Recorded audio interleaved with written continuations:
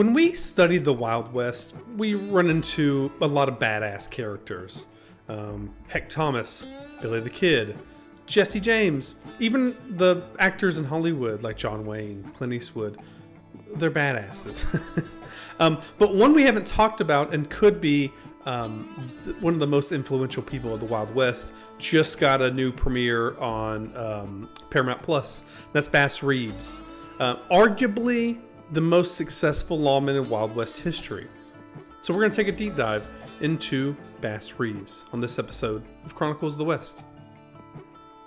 Born in 1838 to enslaved parents in Crawford County, Arkansas, Bass Reeves would go on to make history as the first U.S. Deputy Marshal west of the Mississippi River, becoming one of the most celebrated frontier heroes in American history. Bass, owned by a man named William Reeves, adopted his owner's surname, a common practice amongst slaves during that time.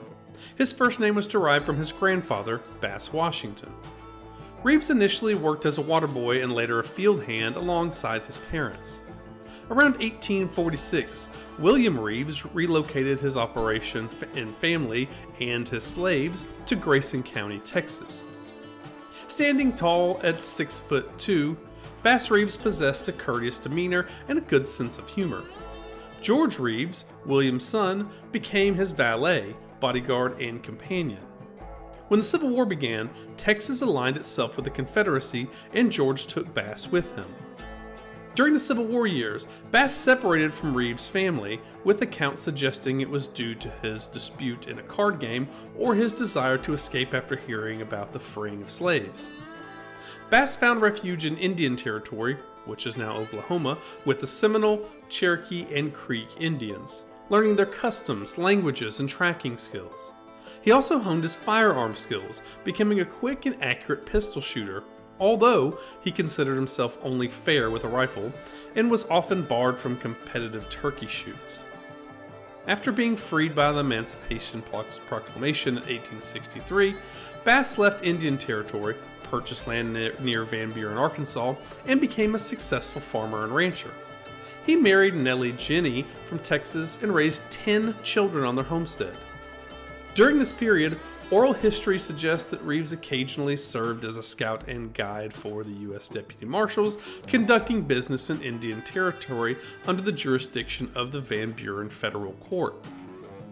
Reeves' life as a content farmer changed when the Federal Western District Court was relocated to Fort Smith, Arkansas, and Isaac C. Parker was appointed as the judge. Parker appointed U.S. Marshal James F. Fagan to hire some 200 deputies to restore order in the lawless Indian Territory.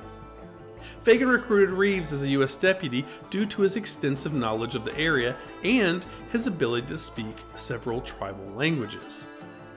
These deputies were tasked with cleaning up, quote, Indian Territory as per Judge Parker's orders.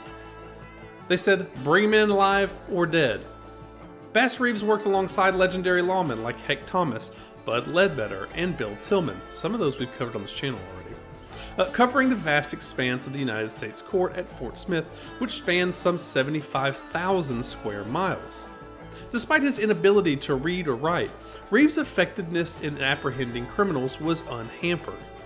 Before each mission, he had someone read the warrants to him, memorizing their contents and distinguishing between the differences. He never failed to produce the correct warrant when required. Reeves was an imposing figure, was always seen riding a large white stallion, and earned a reputation for his courage and success in capturing or eliminating numerous outlaws in the territory. While typically dressing elegantly and wearing a large hat with polished boots, he was also skilled in disguise, often adopting different personas such as cowboy, farmer, gunslinger, or outlaw. He always carried 2 Colt pistols, holstered for a quick draw, and was ambidextrous, ensuring that his shots rarely missed the mark. Reeves would leave Fort Smith with a pocket full of warrants, returning months later with multiple outlaws in custody, charged with crimes ranging from bootlegging to murder. He earned substantial fees and rewards, making a significant profit before spending time with his family before then heading out again. The tales of his capture are filled with intrigue and courage. In one instance, Reeves pursued 2 outlaws in the Red River Valley near the Texas border. He gathered a posse and devised a plan, disguising himself as a tramp. Hiding his tools, which like his handcuffs, pistol, and badge, under his clothes, he arrived at the outlaw's mother's house wearing old shoes, dirty clothes, carrying a cane, and sporting a floppy hat with 3 bullet holes. Upon arriving, he told a fabricated story to the woman, who answered the door, gaining her sympathy. After being invited in for a meal, she shared information about her outlaw sons, suggesting that they actually team up.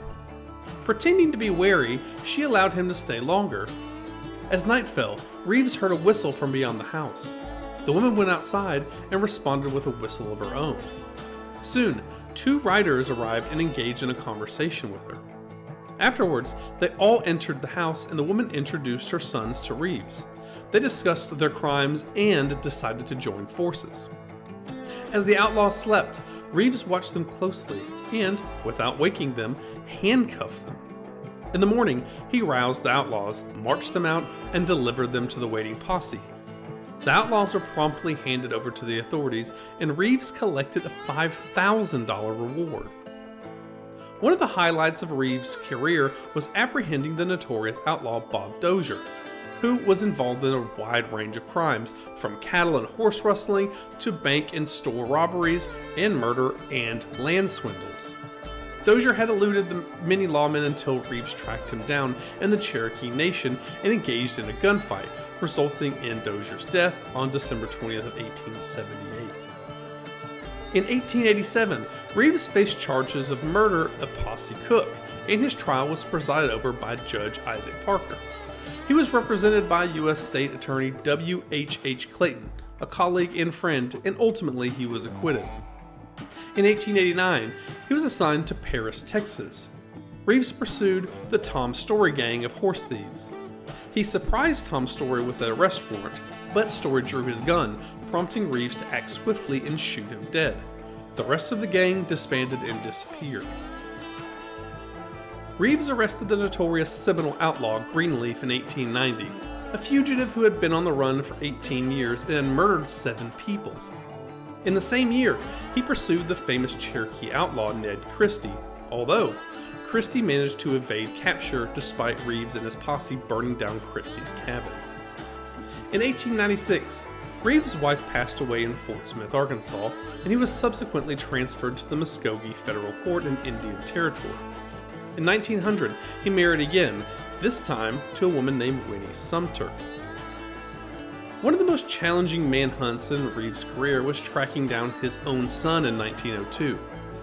After delivering 2 prisoners to U.S. Marshal Leo Bennett in Muskogee, Oklahoma, Reeves received devastating news that his son, Benny, had been charged with murdering his wife in a fit of jealousy.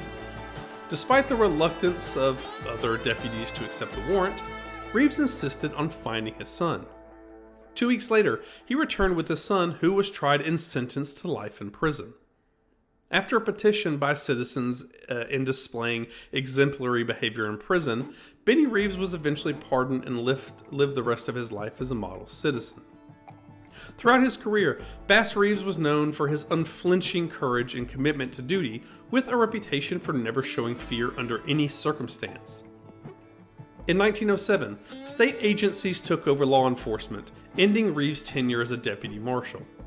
He then became a patrolman with the Muskogee, Oklahoma Police Department, where no crimes were reported on his beat during his 2-year service. Reeves' career came to an end in 1909 due to his diagnosis with Bright's disease. He passed away on January 12th of 1910 and was buried in the agency cemetery at Muskogee, Oklahoma, although the exact location of the grave remains unmarked and on private property. Bass Reeves' obituary described him as an absolutely fearless and knowing no master but duty. Over his 35-year career as deputy marshal, he earned a well-deserved place in history for his effectiveness in taming the lawless Indian Territory, apprehending more than 3,000 outlaws, and ensuring justice was served. Despite taking the lives of 14 men during his service, Reeves maintained that he only shot when it was necessary to protect his life or to fulfill his duty.